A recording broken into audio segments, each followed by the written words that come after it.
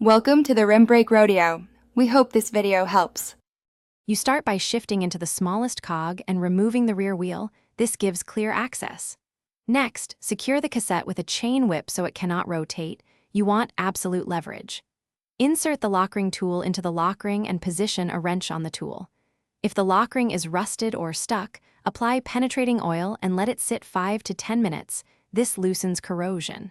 Once the oil works, you recheck the chain whip grip and prepare to turn the lock ring tool counterclockwise. You back off the lock ring fully, turning it counterclockwise until it comes free. Place it in an organized tray.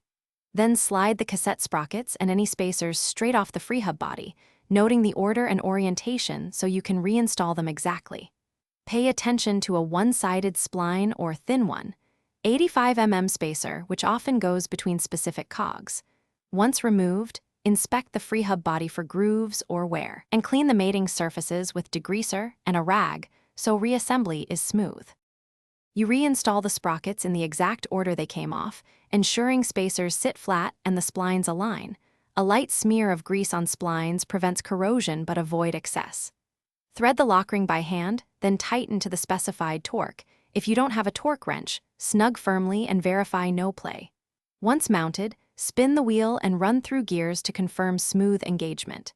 If skipping or noise continues, check the derailleur hanger alignment and cassette seating. Those two issues cause most residual problems. Thanks for watching.